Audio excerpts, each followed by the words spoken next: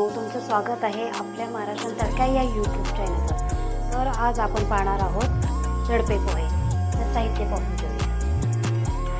तर मी ते एक बाउल पोहे घेतले, नारळाचं दूध घेतलं, एक वाटी कोथिंबीर घेतली आहे, तेल घेतलं आहे, कढीपत्ता, दोन कांदे घेतले, मिरची, लिंबाचा रस, हिंग, शेंगदाणे, मोहरी आणि साखर।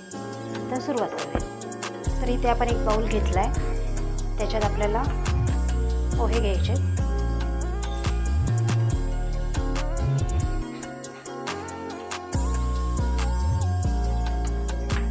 हे पोहे स्वच्छ चाळून वगैरे घेतलेले आहेत मी, आणि याच्यात आपण नारळाचं दूध घेतलं आहे, हे मिक्स करून घ्यायचे।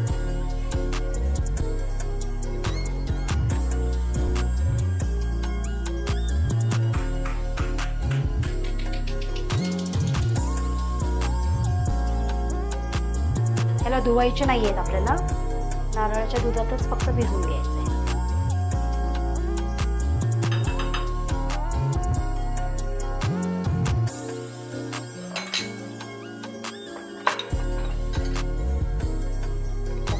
कांदा घेणार आहे मी, 2 चिरलेले।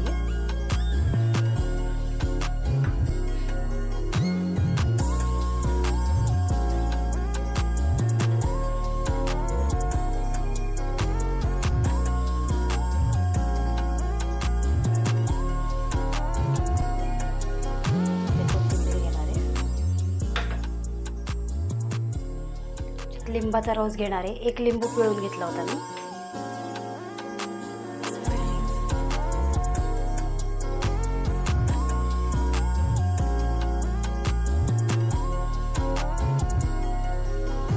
कोथिंबीर अजून थोडी लागेल।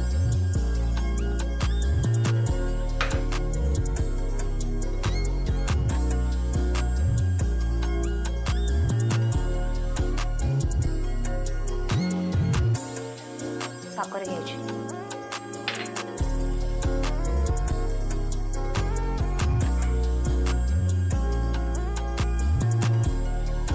तर हे आपण 5 मिनिटासाठी साईडला ठेवू आणि तडका पॅन घेऊन आपण शेंगदाणे तळून घेऊ।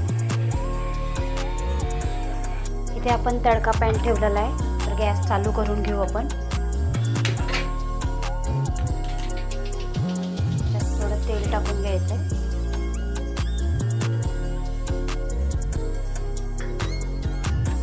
तेल तापून द्यायचे।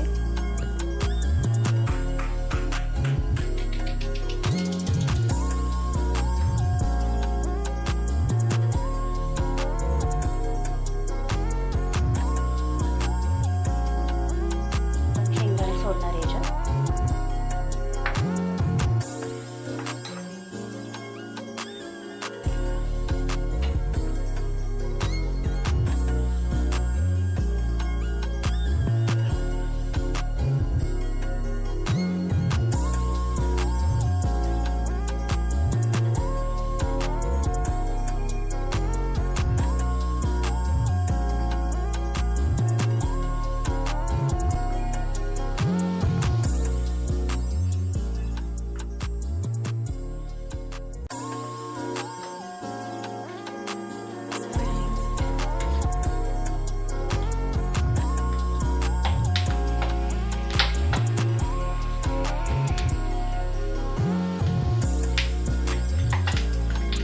शेंगदाणे जळून द्यायचे नाही, फक्त खरपूस भाजून द्यायचे, छान तळून द्यायचे तेलात।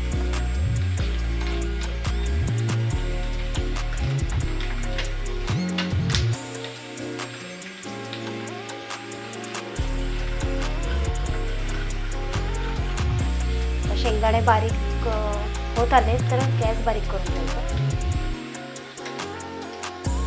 हे असा कलर आला की आपल्याला काढून घ्यायचं। काढून घेते।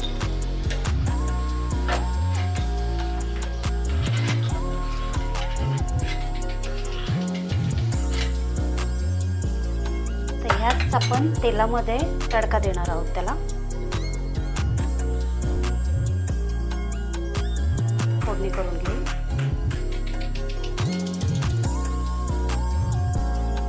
मोहरी टाकते आपण. तेल छान तापलंय, बंद करून घेऊ. हिरवी मिरची, हिंग, कढीपत्ता, थोडीशी कोथिंबीर,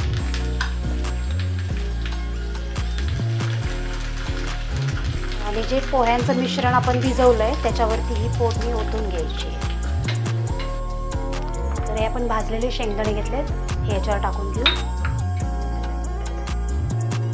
तर आपण ही फोडणी तयार आहे, हे याच्यावर ओतून घेऊ.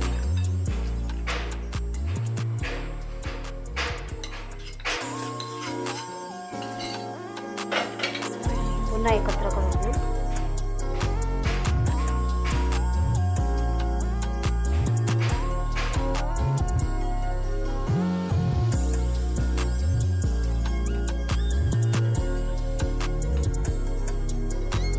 छान मिक्स करून घ्यायचे.